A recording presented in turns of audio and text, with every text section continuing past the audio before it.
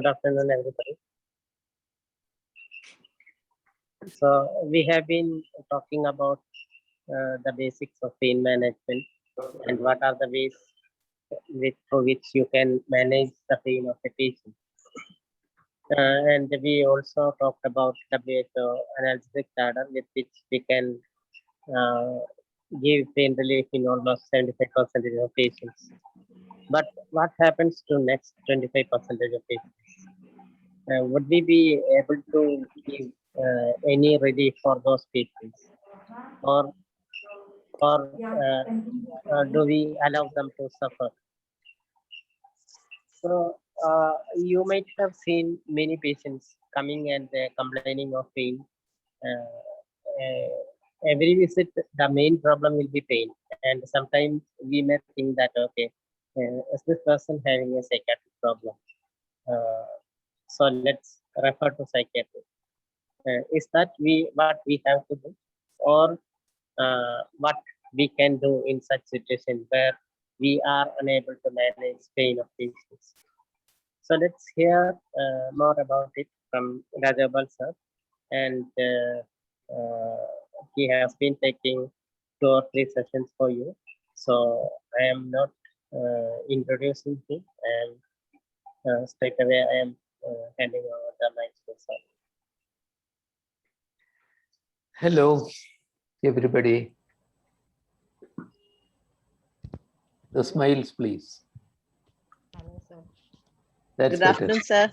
Good afternoon. Good afternoon. Very good. Good to see you all.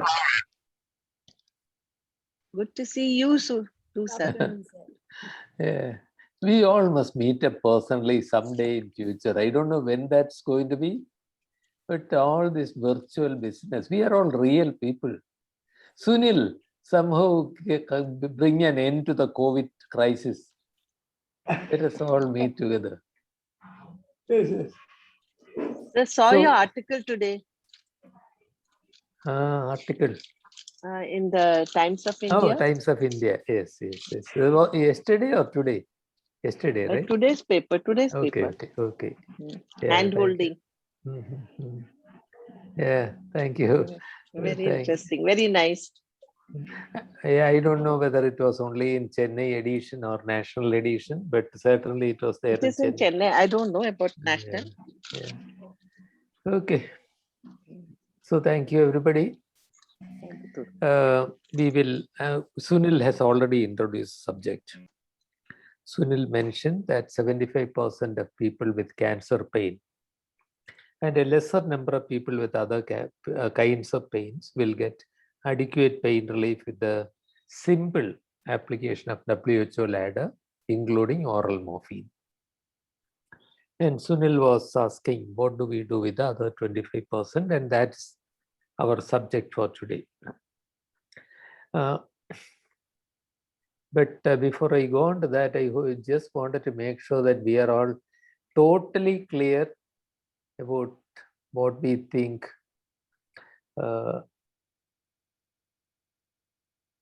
pain is. Sorry, I am showing the wrong document. There it is.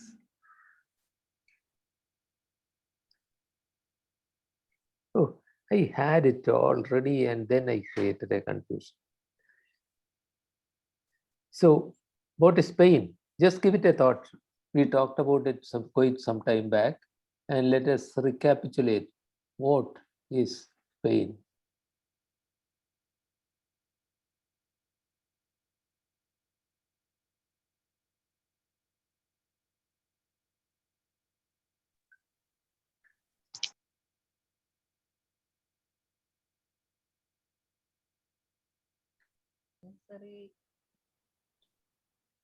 Can you see my screen now?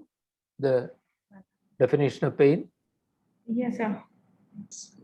Pain, as redefined by International Association for Study of Pain in 2020, is an unpleasant sensory and emotional experience associated with or resembling that associated with, you can forget that part, actual or potential tissue damage.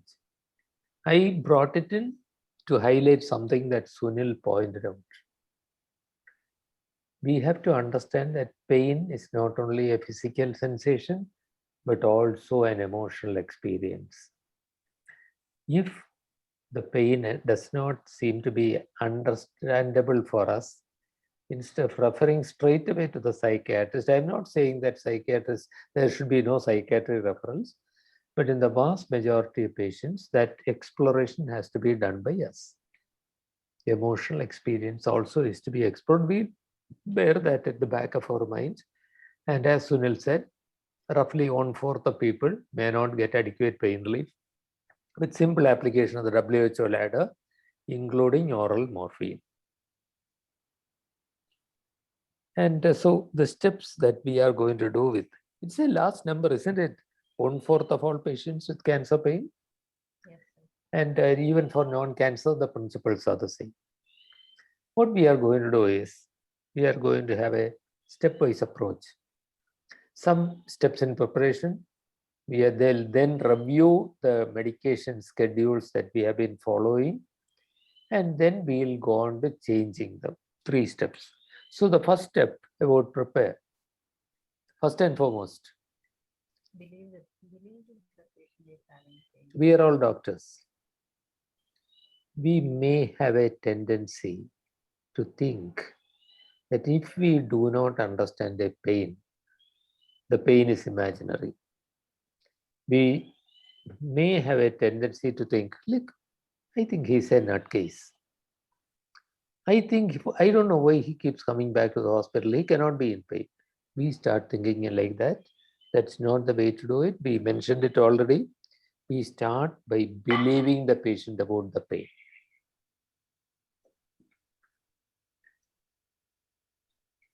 The second measure is to look for correctable factors.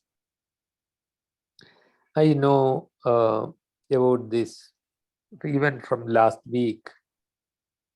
A doctor rang up saying that the patient is he used to have pain relief, but now he keeps complaining of some kind of pain that just with medication it's not improving, etc., etc. And it turned out that the patient now was having a pleural effusion. So it may be something as simple as that. What the patient needs, one of my professors who died recently had this excruciating back pain. And it was not constant. Please remember, constant pains are easier to treat. Episodic pains are harder to treat. His pain was episodic. So if you increase the morphine, he gets toxicity. If you reduce it and bring it to tolerable level, he keeps getting these bad episodes. What he needed was an MRI scan followed by radiotherapy, which was what relieved his pain.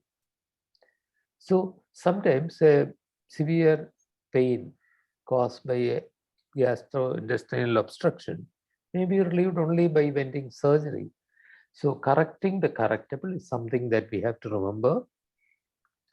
And thirdly, just because somebody is saying, okay, I'm taking all the medicines, pain is still there, don't assume that the adherence to treatment has been good. The problem arises if we are a little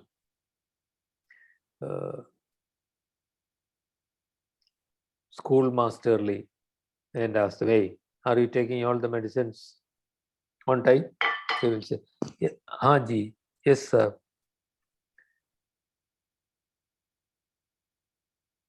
How I would go about it, I would sit down with the patient. Yes. I nevertheless, let me check. Okay, this tablet. How many times are you taking it? As you said, doctor, tell me, when do you take the first tablet? And then you find that what you said 4 hourly and what the patient actually was doing it, taking 4 times a day. And when do you take the second dose, the third dose? Doctor, you may be very busy. It may be your nurse who actually goes through this. but somebody has to go through this without being threatening. If you have a threatening note, they will tell you lies. So shall we park all these three things in preparation? Believe the patient about the pain, correct and look for correctable factors and correct them, and check the adherence to treatment. And in review, we will first reassess the nature of pain, just as I mentioned a little while back. Pleural effusion was causing a pain. It does cause a pain. So what kind of pain does this person have? Why is it that it is not amenable to treatment? Is it really a nociceptive pain or is it neuropathic? You know that many neuropathic pains are harder to treat. You know there are many visceral pains that are harder to treat. So let us try, look at the pain again, review the nature of pain. If it is not and recognizing that pain is not only a physical sensation, you go into this reason. Why? What is happening? On the introduction day, I showed you a video on total pain by my colleague Smati Rana. Do you remember? She was talking about a fisherman worrying that his children will not get educated. And when assured that their education will be looked after, his pain came down from 6 on a 0 to 10 scale to 0 or 1. So if there is a psychosocial issue that needs to be found out. I remember this patient with very severe pain, which was very hard to treat. Eventually, it was a psychiatrist who discovered the reason. He found that she had attempted a suicide at the age of 17, and she was carrying this guilt that she had done wrong to God, and God was punishing her. And after some counseling, her pain could be controlled. So we'll keep looking for psychosocial issues, but we will not jump to the conclusion that it is all caused by psychological issue or social issue. We'll look for it, but we will not make an assumption that there is no physical reason. And talking about psychosocial problems, it's important to understand the family background. Sunil has been treating this man, not the man in the picture, with a non-cancer pain, where once you went into the background, you found that he had attempted suicide once, following which his son gave up his job in a Gulf country and returned. All the money was spent on treatment and his daughter had to leave college. All these were preying on his mind. So herein comes the importance of adequate communication and psychosocial support. Secondly, one allegation against palliative care physicians often is that we are too drug-oriented. We keep pushing analgesics even when that is not the most appropriate step. In a patient with a pancreatic cancer, maybe celiac plexus blockade will be the best way of achieving pain relief. True, it doesn't always work, but still when it does work, it is phenomenal. And you can't achieve the same quality of pain relief with your opioids. So not only interventions, but also other non-pharmacological measures, including acupuncture, not for a cancer pain usually, but for selected low back pains, they are found to be effective. Yoga is found to be effective for non-cancer, for low back pains of unknown etiology, and so on. So this also we will bear in mind. So in review, we earlier said look for psychosocial issues and look for non-pharmacological measures and interventions. And as step 3, whatever we have been doing, we will review not only the nature of pain, but also the medicines that we have been using.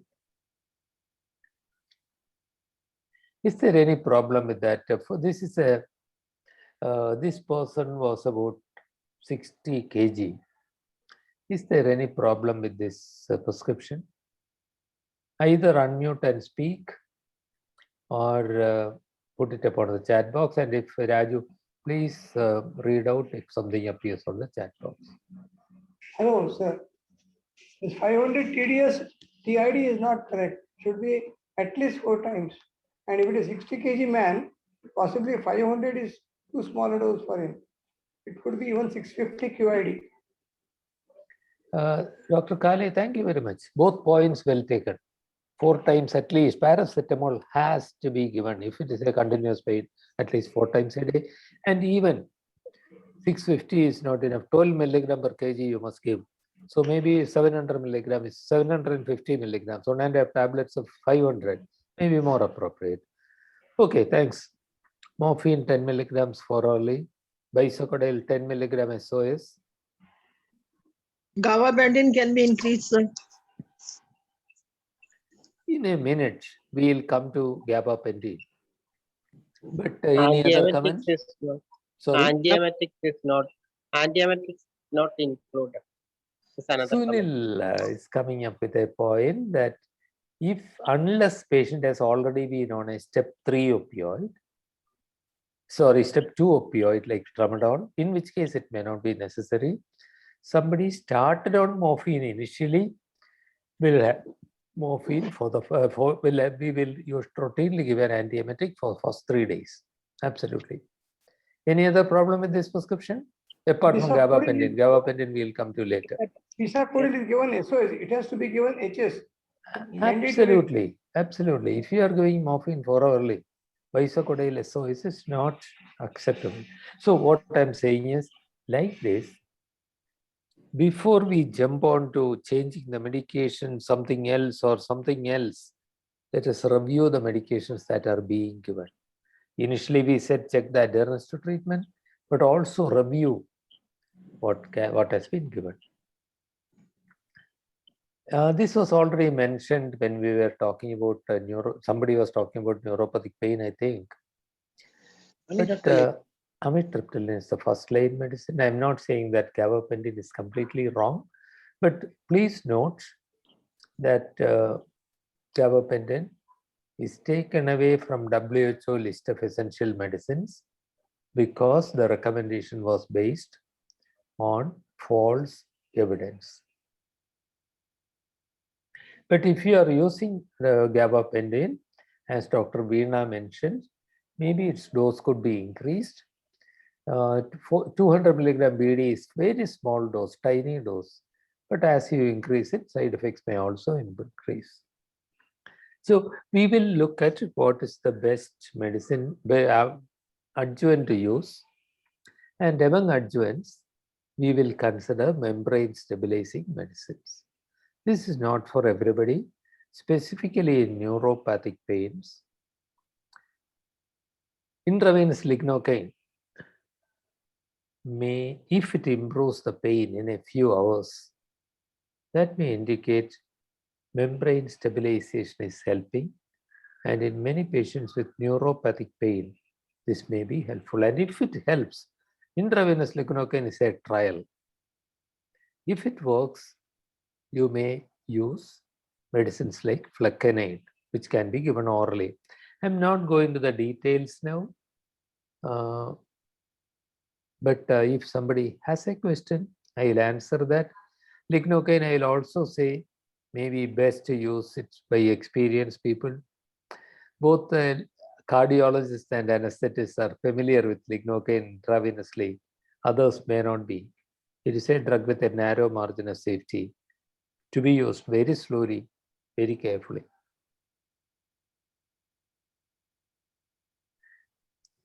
Any comment or question? Raju, is there anything in the chat box? No, sir. No. Okay, thank you. Sir, there is chance of the cardiac arrest in IV lignocaine. Exactly, that's why that this medicine I recommended should be used by somebody experienced in the use of lignocaine. Lignocaine can cause cardiac arrest if you just push it in fast. It should never be done. It should be given as a slow injection. We are all familiar with it. As an anesthetist practicing for more than a quarter of a century, I've never seen a cardiac arrest with lignocaine, but I've heard about cardiac arrest with lignocaine occurring in intensive care units. It is a question of giving it slow enough and carefully enough, and avoiding it where you have to avoid it. In what kind of arrhythmia will you avoid lignocaine? In bradyarrhythmias. It is not safe in bradyarrhythmias. That also you have to remember. So I repeat, thank you, Dr. Ramesh. Yes. I think thank you for reinforcing that. Lignocaine, as I said, is a medicine with a narrow margin of safety, not to be used, not to be cautious, not to be casual about it. We need to be cautious. Now, we are going on to the next step after review to planning new regimen. And at this point, we need to understand when opioids were taught, you were told possibly that there is no upper limit to the dose of morphine.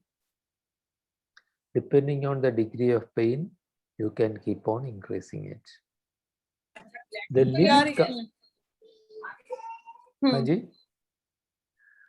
Those who are speaking, please unmute yourself.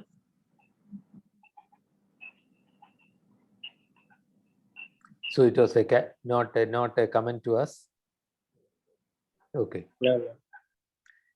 So I lost the thread. If pain is not opioid sensitive or only partially opioid sensitive, and you keep on increasing the dose, what will happen? Please, who will tell me what will be the signs of overdose in a patient, say, already receiving 10 milligrams of morphine 4 hourly, and the pain relief is not adequate, you increase it to 15. If the pain is not very opioid sensitive, what toxic effects do you expect? Patient will become drowsy. One, very good. Drowsiness, undue Irritable. drowsiness. Vomiting. Irritable, vomiting and Vomiting is usually only in the first few days of opioid therapy, not otherwise. so he'll be irritable Yes. and disoriented. Yes. Disorientation and delirium. Delirium, So, yes. undue drowsiness, disorientation and delirium, and myoclonus. Myoclonus. So in every patient, better keep looking for them. It's better to avoid it happening completely, because if there is a delirium and the patient hallucinates, it can be a frightening experience. So these side effects can occur, and the adverse effects occur generally because of neurotoxicity caused by metabolites of morphine. These are the commonest metabolites for morphine which are produced. Where does this happen? Where does this metabolism take place? Which organ? Liver. So as your morphine gets absorbed to the gastrointestinal tract and gets through the portal system into the liver metabolizes them, and morphine 6-glucuronides in the middle. Remember that that's giving us analgesia. It is not only the morphine molecule that binds to the opioid mu receptor to give you analgesia. It's also M6-glucuronide, morphine 6-glucuronide also binds to the receptor and gives you analgesia. This is what we believe. Whereas M3-glucuronide, morphine 3-glucuronide, we suspect is the cause for the side effects. The effects that we mentioned, the toxic effects. So imagine there are, how many are participants here in this group? Around 46, sir. Okay, maybe about 20% of us or less. It also has a racial difference. I'm not aware of a proper study done in India, but a certain percentage of us, maybe 20% of us, will have a genetic predisposition where the metabolism that occurs in the liver creates more of M3G. It may not be because of genetic factors, that's only one of the things. Whatever it is, the side effects we believe are these toxic effects, that is neurotoxicity, myoclonus, drowsiness, delirium. We believe these are caused by M3G, morphine 3-glucuronide. Does that give you any idea about how we can avoid it?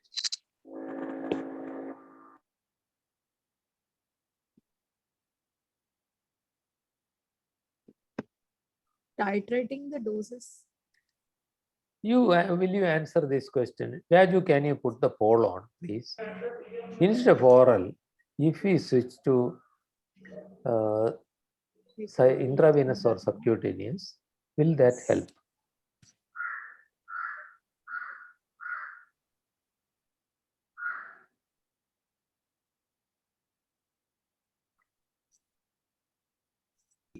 That if we agree that morphine 3-glucuronide may be the reason for the side effects, if the liver is bypassed and you give it directly into the circulation so that a much smaller quantity of the morphine will circulate through the liver, then the concentration of metabolites in the blood will be much less. Then it will be much less of M3G in the brain also. So maybe this is very valid, and indeed we find that often Sunil, even in the last month or before that, we had a patient in whom oral was not tolerated, but intravenous or subcutaneous was helpful, right? Yes, sir. So this is not only theory, this is something that we see. Earlier, who said that? Was it Dr. Vasudha who said we can titrate the medicine?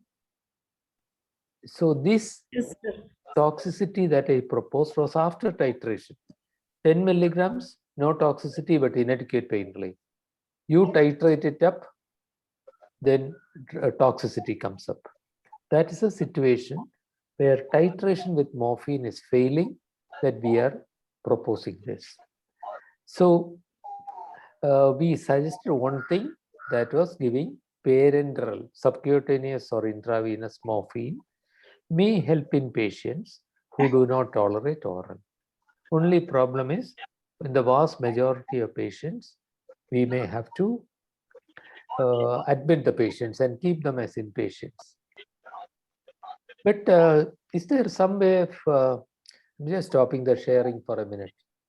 If the patient is at home, can we still give morphine for orally? Intravenously, subcutaneously?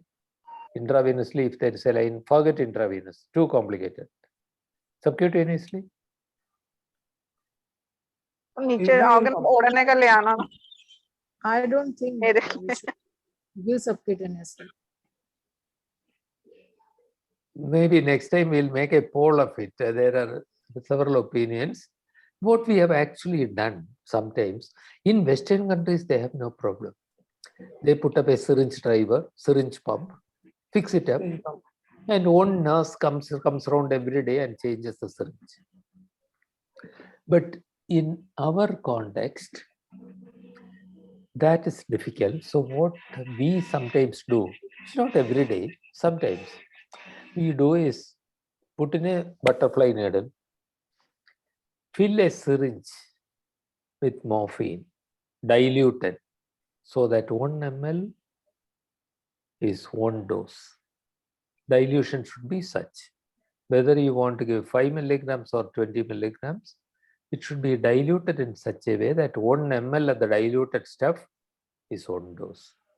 And the family members taught to push just 1 ml every 4 hours. If they are in hospital, Sunil will immediately put up a syringe driver. A syringe driver is an equipment that costs something like 35 or 40,000 rupees. We need to get familiar with it. And in Western countries, they give it to people to use at home. We can't afford to do that. We have done that rarely when there's a nurse at home. But otherwise, simpler thing is morphine subcutaneously given by the family from a pre-filled syringe given by us. Now, will that be a problem? Is it not dangerous? Dangerous? Well, yes, but then let me ask you, how about insulin? Don't we ask people to take insulin by themselves or get taken by family members? Insulin is an even more dangerous medicine. So, while it is true that there can be problems, the family can be educated properly to use this. The Indian Association of Palliative Care has made a position paper which says this can be done. So just in case somebody challenges this, this is the authoritative opinion of a body of people, professionals. Any question about this?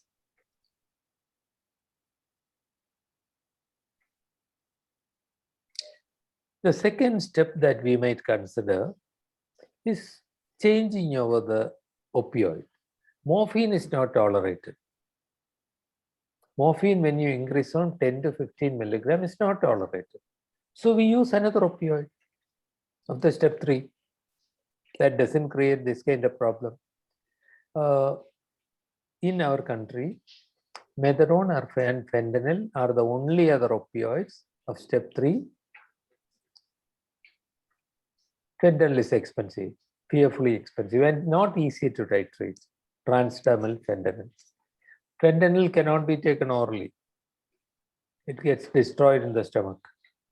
It is given either by injection or by patches applied on the skin. And that makes it very expensive. Sunil, do we have a session where methadone is taught to this group? No, sir, but we have given a brief idea about methadone. Sunil, that's not enough. I think you should, for the next course at least, Raju, also please note, we must reorganize the program now to give more emphasis on methadone, because methadone is inexpensive, available in India, same legal control as morphine. If you can get morphine, you can get methadone also legally. But it's you need to learn to use it a bit more, because it has a narrower margin of safety than morphine. Not that it is grossly dangerous, but you have to be careful. So at some point or other, we will put in more about methadone during the course. Or maybe, how am I doing for time? Not very well. If we have a few minutes, every time I feel somebody may benefit from methadone, I ask Sunil, because he has many times more experience about methadone than I have. So we may get to talk about it a little more. But even if it is not covered well enough in the course, please remember, you can come back to us when you feel the need. If you get morphine, I think you should also get methadone, at least in small quantities. You remember that when we were discussing pathophysiology, we talked about central sensitization. Remember? What do you remember about it? Does anybody want to tell me?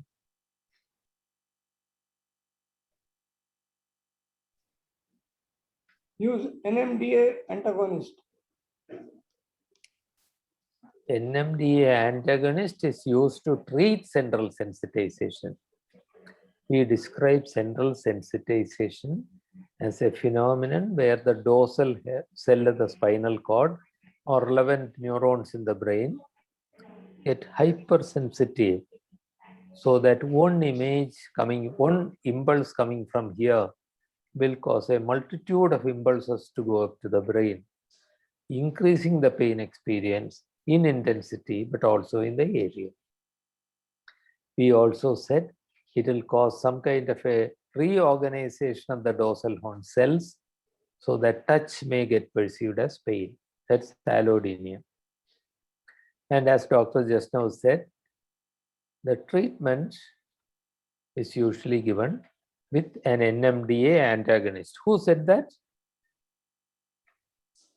Dr. Kale. Dr. Dr. Kale. Kale.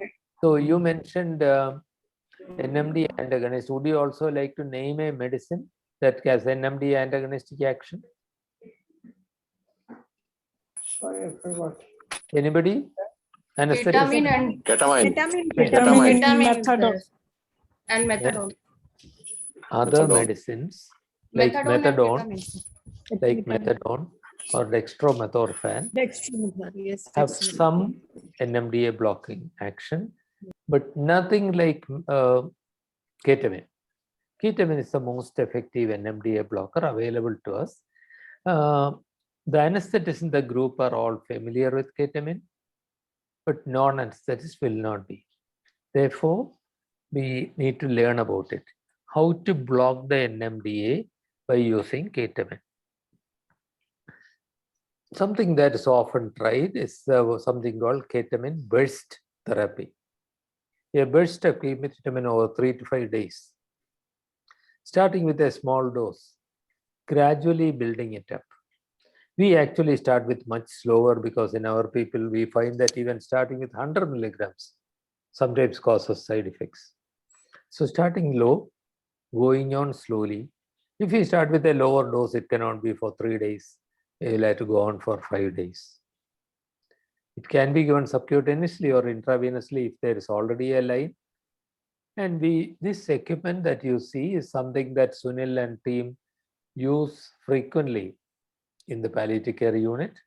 Syringe driver. It's called a syringe driver, syringe infusion pump. The patient has a subcutaneous needle, either kept in the arm or in the abdomen or in the thigh, and this is connected so that a continuous infusion goes into the body. Alternatively, majority of you will not have access to a syringe driver. With this, patient can still walk about. If you don't have it, what we'll do is we'll have to give periodic injections. That also can be tried.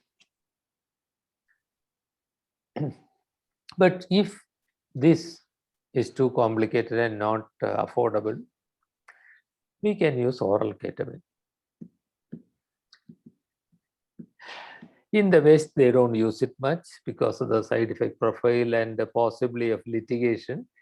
But we may have to, especially because we do not have so many opioids to switch.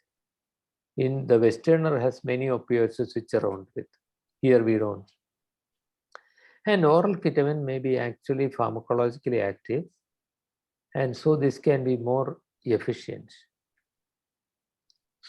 The dose used, I have given here. So for a 50 kg person, it may be only about 10 to 25 milligrams per 25 to 10 to 25 milligrams, given 3 to 4 times a day.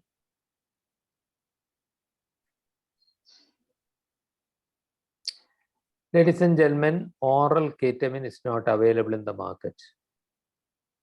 We will have to take injectable morphine, dilute it appropriately, sweeten it by adding it to tea or coffee or fruit juice and give it to the patient, because most preparations are very bitter.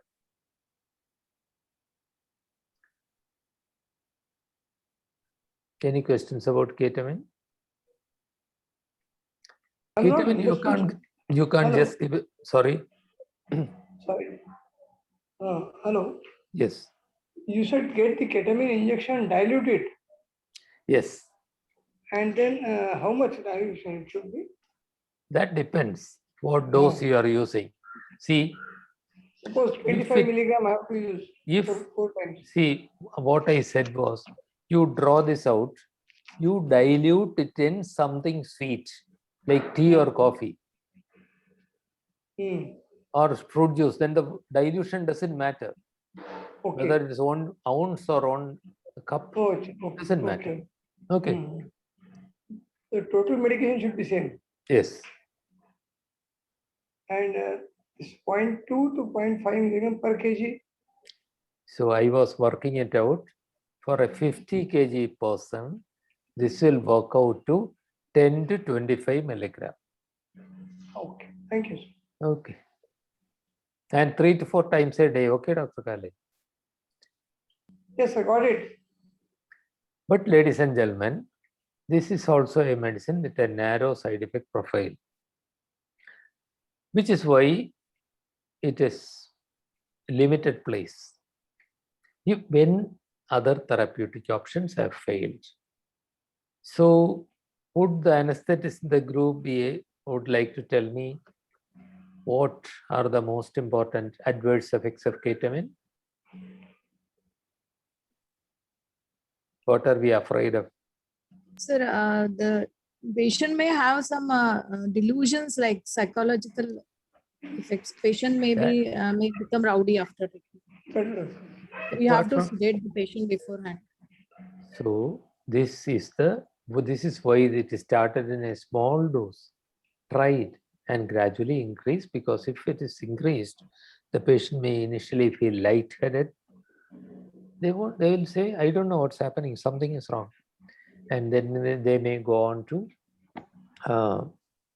delirium and may have hallucinations. Cases have occurred where a patient has claimed that the doctor tried to assault them, or sexual harassment. All these have been alleged because they get hallucinations. Therefore, the dose has to be stepped up gradually and increased carefully. And there are two major adverse effects with higher doses. These two are to be cautious about. One, it may damage the liver.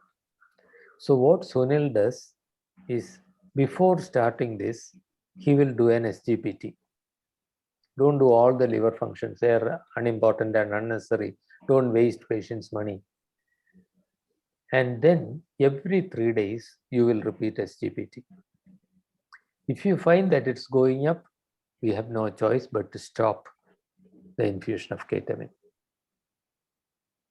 Secondly, a good number of patients will also get vesicopathy, burning micturition. There will be no organisms grown, but it behaves like a chemical cystitis. And therefore, our nurses will ask the patient every day once ketamine is started. Every day they will ask, do you have burning micturition? Because unless you ask, they may not tell you. And if they say yes, you stop the ketamine. You have no other choice. So, in what we have discussed so far are these 9 things. Preparation, believe the patient about the pain, correct the correctable, check adherence to treatment. Are there compounding factors like more psychosocial issues?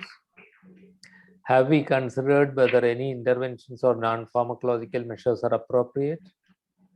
Are we using the right adjuvants? And once we have cleared that also, you try a different route of administration, or switch from one opioid to other. I was promoting methadone as the drug to switch to, and then we'll try to, if there is a central sensitization, we'll try to treat it with ketamine.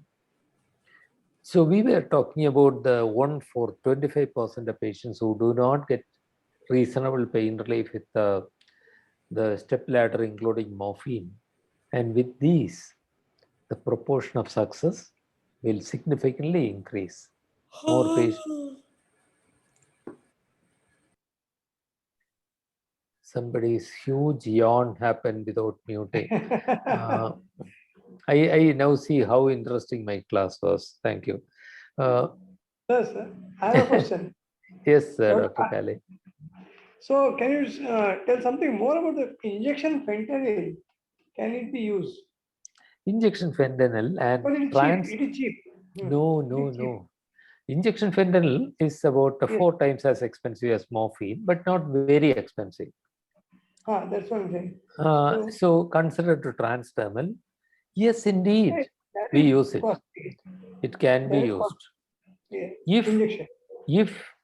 parenteral morphine is not tolerated, we can switch to parenteral fentanyl. That is possible. As an infusion, fentanyl can be used, but especially with fentanyl, it is a very potent medicine. Generally, it is reserved for use within the hospital, not at home. Yes. We are talking hospital. Yes. It can be used. Yes, doctor. Dose, sir? Actually, you work it out milligram to milligram, remembering that the equipotence ratio is somewhere between 1:60 to 1:90. That means a patient who is taking 100 milligrams of morphine a day, will manage with about 1 to 1.5 milligram of fentanyl a day. Fentanyl is usually mentioned in micrograms. Yes. So 1:60 to 1:90, somewhere between that range would be the equipotent dose for parenteral morphine versus parenteral fentanyl. For transdermal, that may not work out the same way. Thank you, sir. Any other question? So suppose, as I said, many of the patients in that 25% will get pain relief with these measures, but there will still be some who do not get pain relief.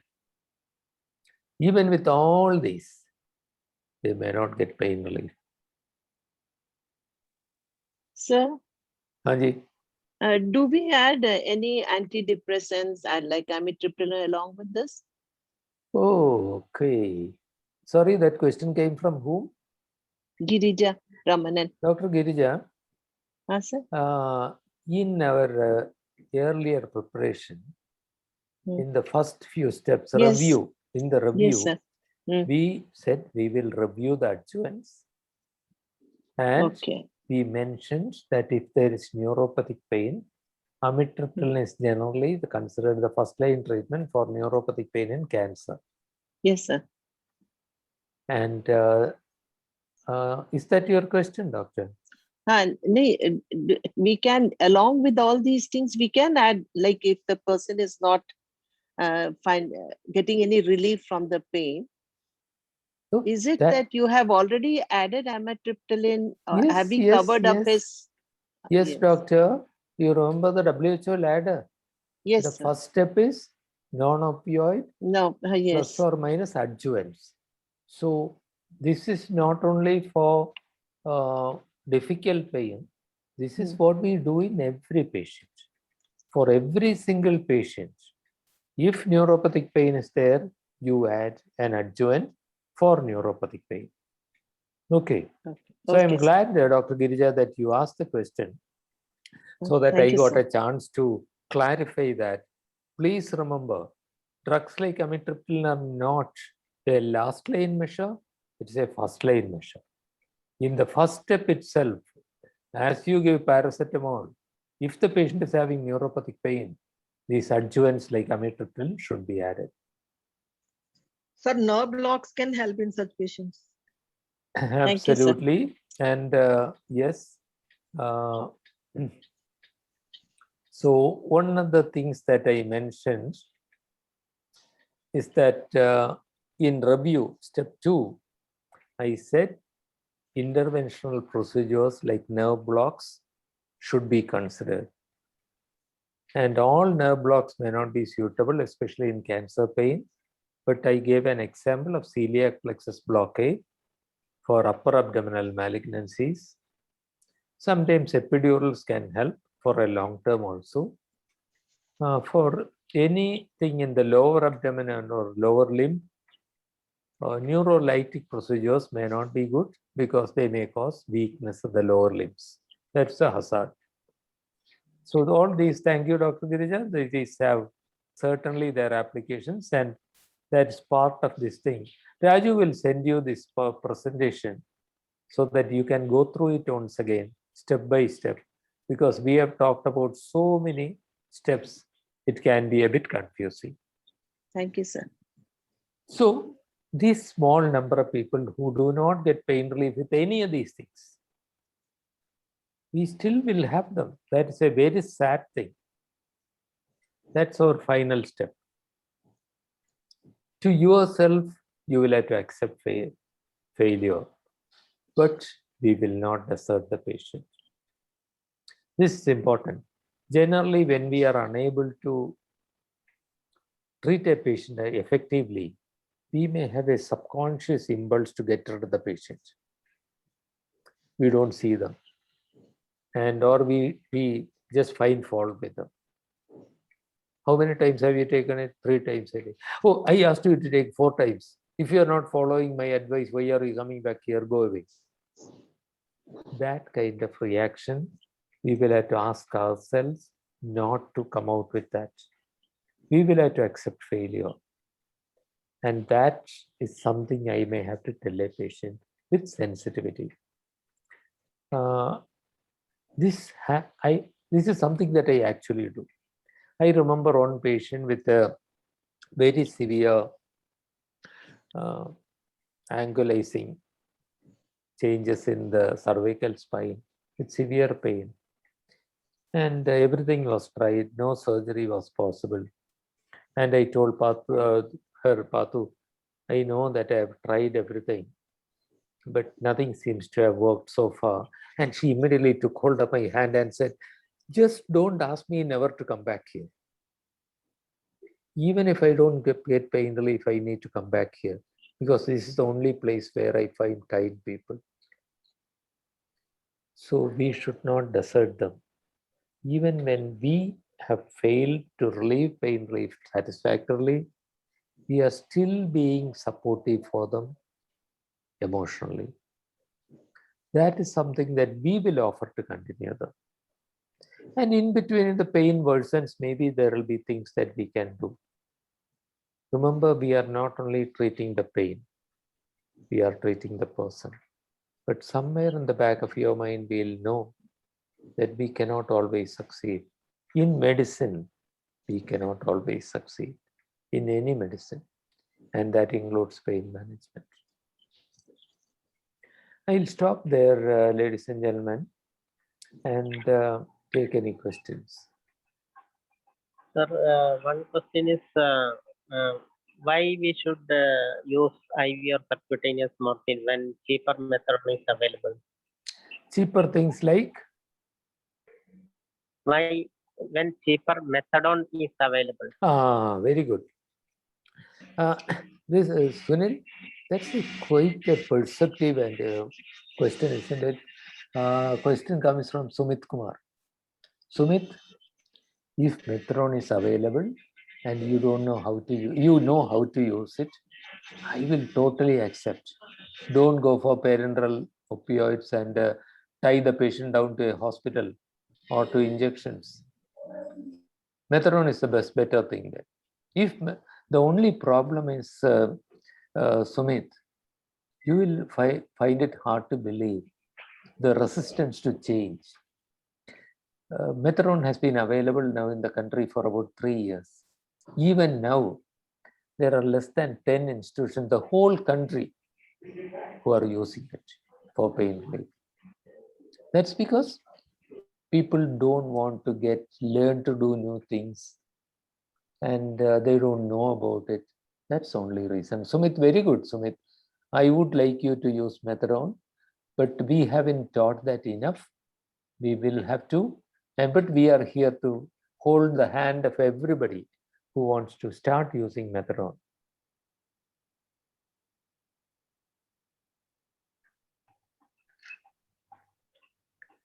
Any other question?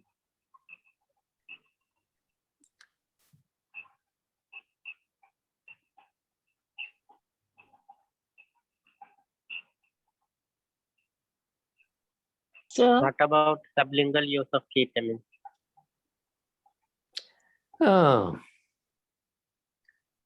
Shaji, Dr. Shaji BS. Dr. Shaji, where are you from? I am from Kollam. I am an aesthetist. Yes, Okay. Dr. Shaji, ketamine can be used sublingually. The problem is, as we have only the injectable, and as it is bitter, it may cause severe nausea and vomiting. The advantage of sublingual use, I'll tell you, it is not popular internationally. The advantage, why Dr. Shaji is suggesting is, it is quick. Otherwise, quick-acting transmucosal medicines like transmucosal, fentanyl, etc. are beastly expensive. So this will be cheap, not too expensive. The patient has normal pain control, but when he wants to go to the toilet, the pain is severe. So he can take sublingual ketamine and go to the toilet. But the problem is, unlike sublingual fentanyl, this will be long-acting. The sedation, drowsiness, or any other side effect caused by it will be for long periods of time. Still, Dr. Shaji, it is not something that you will find a lot in textbooks. There will be a few papers about it, that's all. We have used it. Some adverse effects are the severe vomiting it may cause. And also I have seen at least 2 situations where patients get developed oral ulcerations, possibly due to an allergic response, I don't know. So it's not something that I widely recommend, may have a limited role. thank you.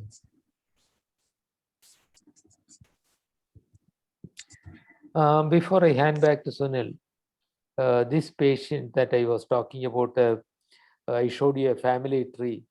A patient because of pain who had attempted suicide once. His son lost his job. His daughter had to drop out of college, etc., etc.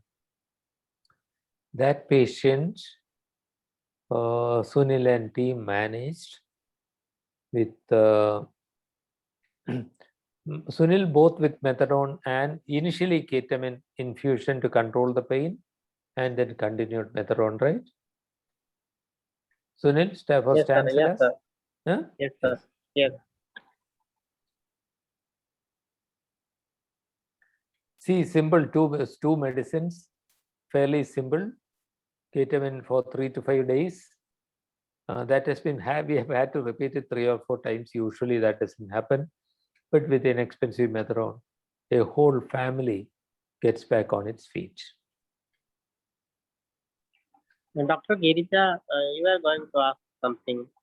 Can you ask? sir, I wanted to know ki after you have decided, you said ki now failure and there is nothing else we can do. What is the how does a patient react, and what is the means that is not something we have to do for the patient? How can we send them ki we cannot do anything more? Dr. Girija, I am glad you asked the question. I am not saying that we will tell them there is nothing more to be done. Our message is there is no situation where nothing more can be done. Yes, We may we not can't be abandon them. absolutely. That was my main point.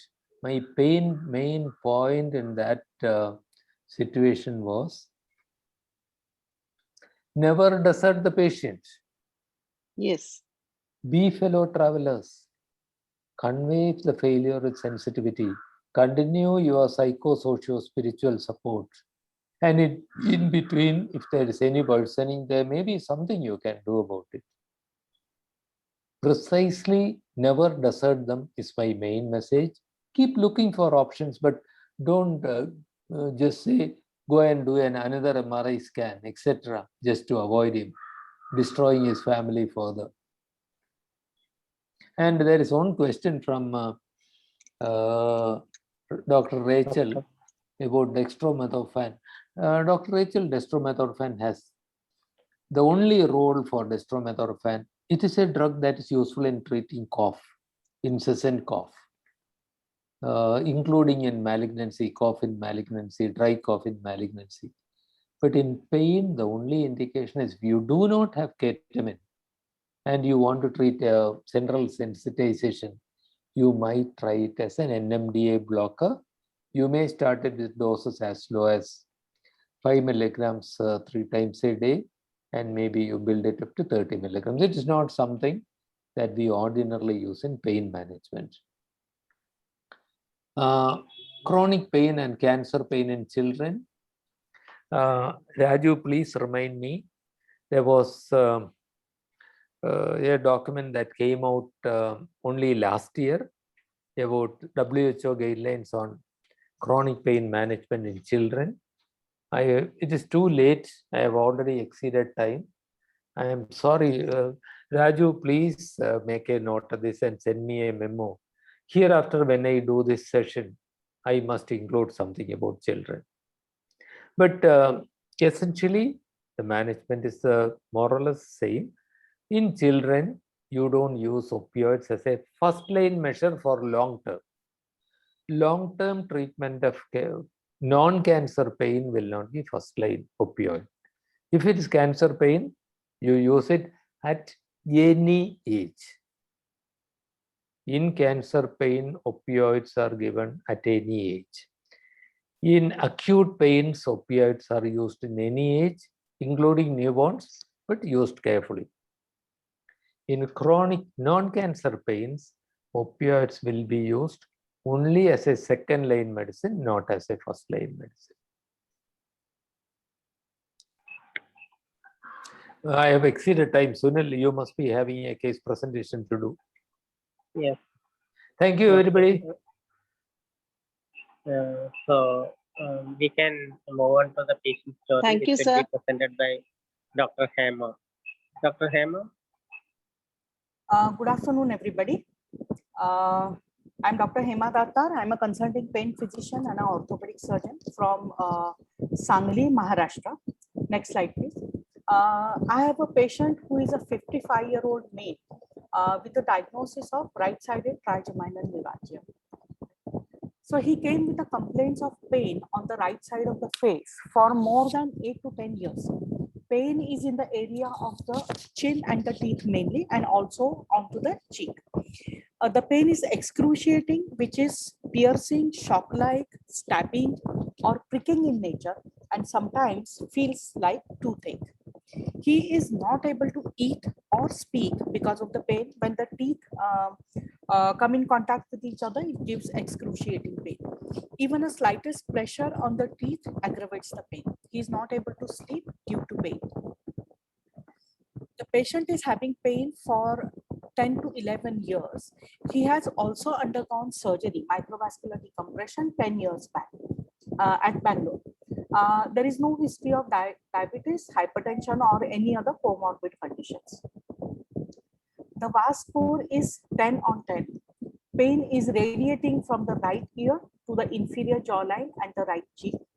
Pain is in the teeth of the lower jaw, and tapping locally on the mental nerve or around the cheek is positive. The tinal side is positive.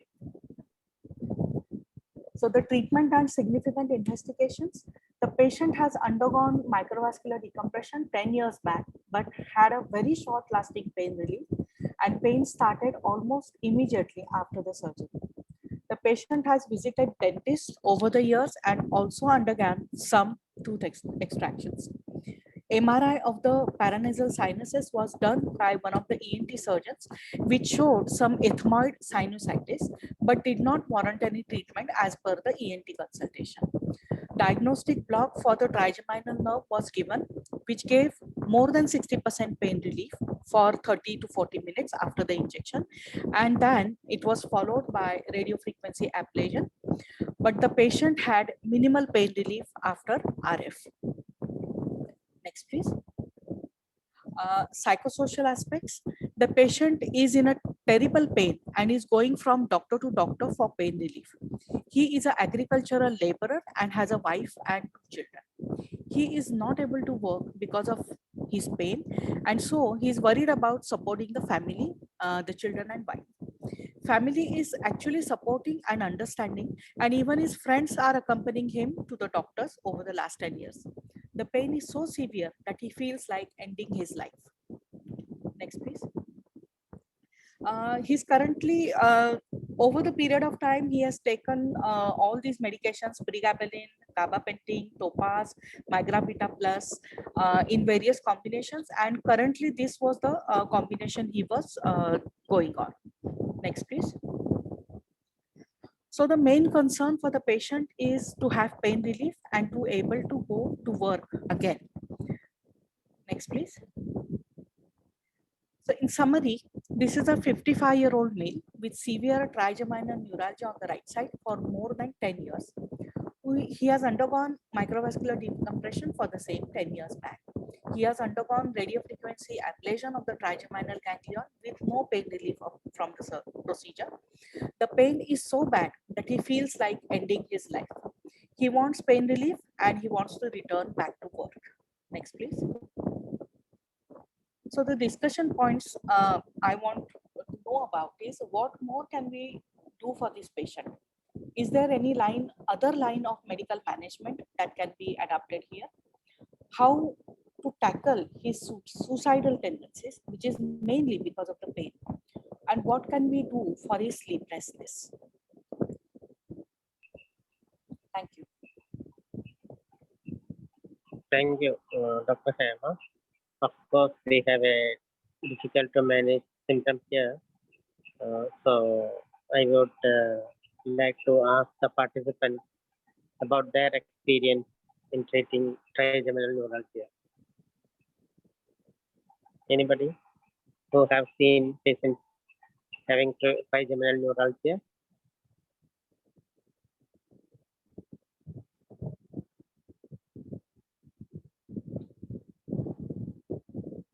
Vinil, can I ask a couple of questions to Dr. Hema?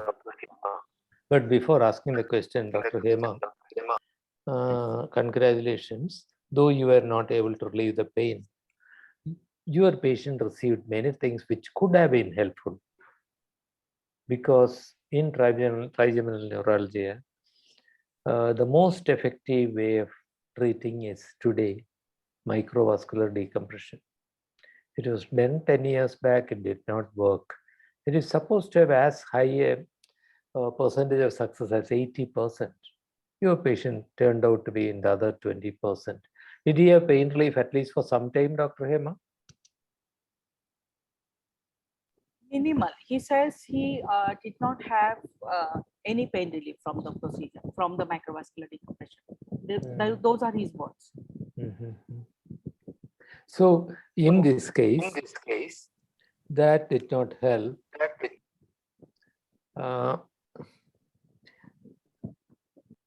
And also something else that you tried radio frequency ablation of the trigeminal ganglion, I suppose. Yes, that is possibly the second best treatment that is successful. That also did not work in his case. The unfortunate gentleman did not have benefit with either of these. I just wanted to point out to everybody that Dr. Hema went ahead with the means of treatment that are most accepted and widely taken. And I'll hand back to the group to answer Sunil's question. But let me mention two things. The last one, sleeplessness.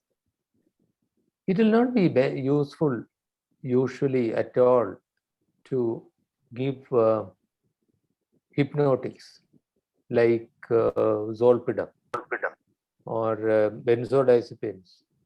No, not usually useful at all, because if you are in severe pain with sleeping tablets, what you feel is you want to sleep, you cannot sleep because of the pain, you actually become more miserable. And tackling the suicidal tendency, the man feels that his life is worse than death. He wants to die. And the only way of treating that suicidal tendency is to improve the experience of his life, preferably by pain relief if that's possible. Because it is not to be treated by sending him to the psychiatrist for suicidal tendency. He has a valid reason. Listen, if I feel that life is so bad for me for the last 3 years, I cannot bear this. Life is worse than death for me. You can't treat it by psychiatric consultations. You have to improve the reality. Okay. Now back to the audience, the group, to answer the question. Dr. Vasudha, you can unmute and speak. Yes, what I Dr. Vasudha? hello. Yes, we can hear you. Yes. What I feel is that if any nerve is dominating, like mandibular or maxillary or ophthalmic, so in this case, individual nerve block can be tried, and also the dose of carbamazepine can be increased. Because RF, I think she has tried. Raju, will you stop the screen share so that at least we can interact a bit better, seeing people? That comment came from whom? Dr. Vasudha, sir. Dr. Vasudha. Yes, sir. Within the dorsal horn, this was treated. The trigeminal ganglion was also ablated. So, where is likely to be the source of pain? It is unlikely to be here. This pain is most likely to be centrally established. And I doubt very much whether any peripheral nerve blocking procedures will help. They're very unlikely to help. One thing that I will tell you should not be done is, okay, he has a bad tooth there. Somebody goes and extracts a tooth in the pain worsens. So the best interventions have been done. I would try to desist from the temptation to do more interventions. One question is the patient on carbamazepine? Yes.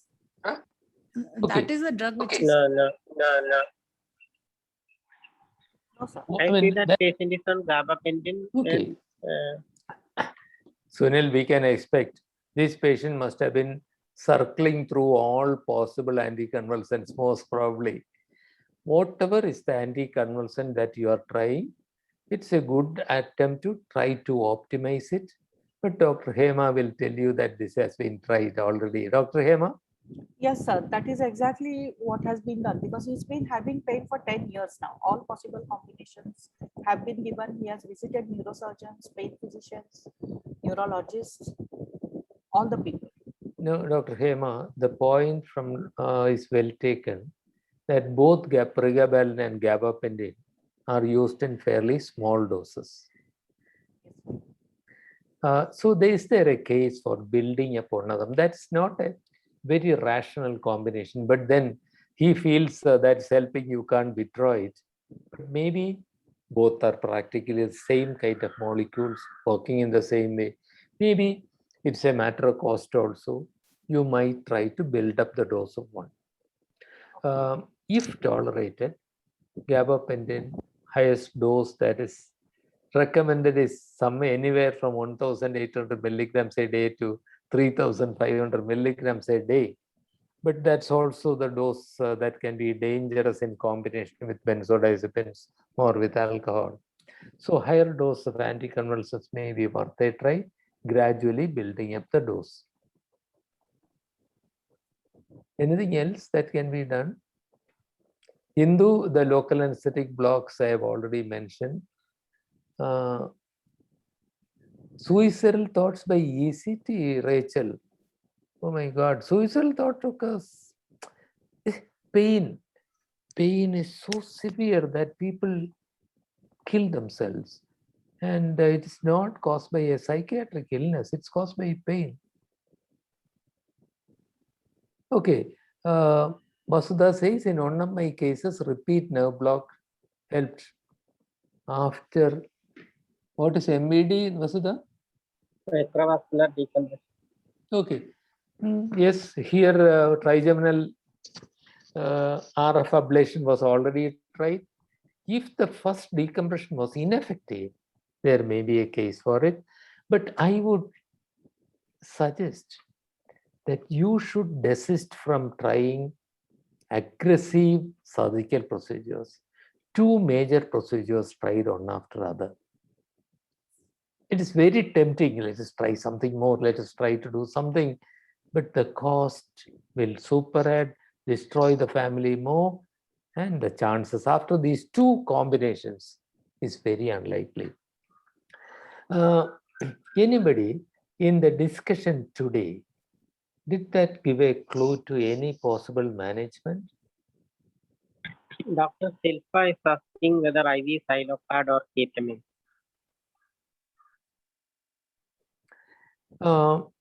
Dr. Hema also will have to remember, Dr. Hema, in this man, if you are trying anything, I would strongly recommend change only one thing at a time. If you try three things together, you will never know what worked. Here's a man with a long-standing pain, and we need to be systematic. And the most importantly, Dr. Hema, we will not desert the patient. That is the first thing. Then let me come back. Oh, what did I do? The screen is not there now? No, sir. Okay, let me share the screen again.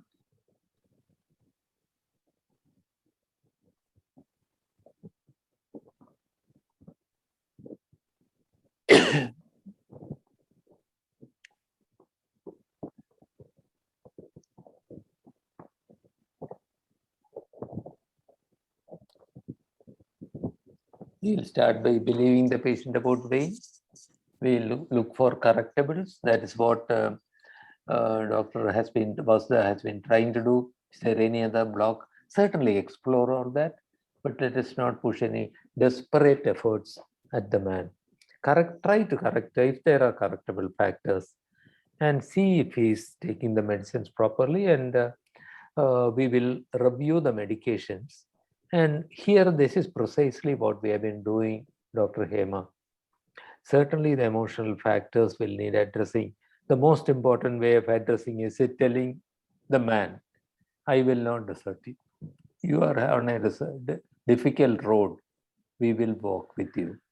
Can you take away some of the burden of cost of treatment? Here is a man who is desperately feeling guilty, possibly, that he has destroyed his family financially. Interventions have been tried almost as much as we had. Choice of medicine is what we talked about. Several things. One, we considered whether we can gradually titrate up one anticonvulsant to the optimal dose. Side effects may prevent it. It may not work. That may be a possibility. Another question, suggestion that came from whom? Was it from Hindu? That we can try lignocaine. Dr. Hema, you are an orthopedic surgeon right? Yes, sir. Orthopedic surgeon and pain management specialist. Pain management physician. So clearly you must be familiar with the lignocaine. I don't know. No, sir, I have not done in. Okay, I have not maybe in the presence of your anesthetist, maybe you can give a slow intravenous injection of lignocaine. What we will do is to limit the total maximum dose. Limit it. You will use Zylocard, Yes, 2 sir. milligram per kg is the maximum dose permissible, and give it as slow as possible. Certainly not in as a one bolus injection. Maybe you will take half an hour or 1 hour to give it.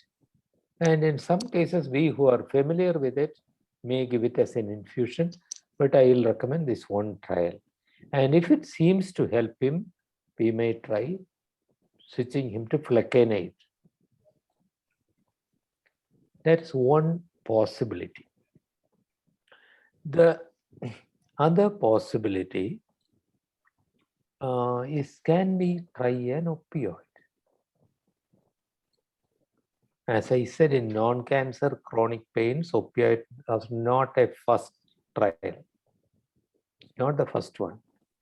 But here, if you are using an opioid, I think I will leave it to the expert here. Sunil, what do you think? Here, it is not a first line, but Dr. Hema has tried everything else. And if we are to give a trial of opioids, what would you recommend? Yeah, I would use methadone. Maybe 2.5 milligram BD. But Dr. Hema does not have methadone. And I also remember one of our patients who had severe trigeminal neuralgia. He was on carbamazepine maximum dose and many such medications. But finally, we gave an injection morphine titration, and he got good pain relief with morphine. So he was on tablet morphine for a long time. Yes. So yeah, that was my question. Is there any role for morphine in you this have patient? you have morphine, Dr. Hema, oral morphine? No, sir. I'll have to make it available for the patient with the help of somebody. Like we have a cancer institute in the city, Siddhivinayak Cancer Hospital, or some. Yes, morphine somewhere. may help, Dr. Hema. Morphine may help, but methadone may even be more helpful. And that is a possibility. You can discuss it with Sunil about giving methadone to this patient and how that can be made to work. But if not, you may have to try what Sunil suggested is a very good option. Give an intravenous trial first. Does the patient just become sleepy with no pain relief? Then oral morphine will not work. Otherwise, it may be worth a try. So, but there is a common understanding that morphine is a drug for terminally ill patients, and gradually it can cause death. I mean, it's not true, but it is not true. So that will be a big problem for you, which may be another reason why methadone may be more acceptable. Otherwise, Dr. Hema, all the doctors in the city will go about talking, hey, that Dr. Hema was giving morphine for trigeminal neuralgia and see what has happened to the patient. Yes. This kind of thing happens. So a lot of work for you, Dr. Hema, to educate the people in your city about morphine. But that's another reason why methadone may be helpful. We can talk about any possible way of making it available for you. But where are you from, Hema? Sir, Sangli, Maharashtra, near Kolhapur. You should. We will, Sunil, our session on opioid availability is to happen later? Or is it over? Later. Later. Okay, after that session, Hema, you must get hold of the medicines in your clinic. So, but in the meantime, first step, Dr. Hema, I think, is to build up the anticonvulsants. I'm glad you brought up this patient itself today, so that we are able to take it one step further. And for everybody, this is very educative.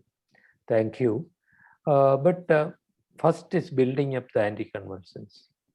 Second thing is the opioid trial, preferably with methadone. And third, would there be a role for ketamine? Because if this pain is centrally established, a ketamine trial may help you. Thereafter, the patient may be more responsive to other treatments. Dr. Hema, these are difficult waters to travel. I think you need to be in close touch with us, Sunil or I, so that continued management of this patient can be done step by step. And that holds true for all the participants. Sunil and colleagues run a telemedicine department, and we are here to help. When you have patients with difficult pain control, etc., do please feel free to reach out. We are there to support you. Yes, sir. Thank you. Sunil, sorry I jumped in. We have only a few minutes left. Shall I hand it back to you? Sir, in this case, you said Xylocard IV. Yes, I did say that. Where, at what step it can be used? We put it in the second step of review, where we are reviewing adjuvants. This is an adjuvant medication. We will put it in. I think the first step will be optimizing the anticonvulsants, and then intravenous lignocaine would be worth a try.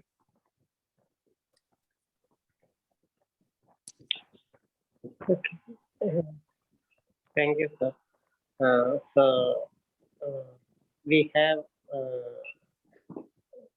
We were talking about the difficult pain, and we have a really difficult patient story who is suffering from severe pain. Now what we discussed is there are many things we can do in a patient with difficult pain.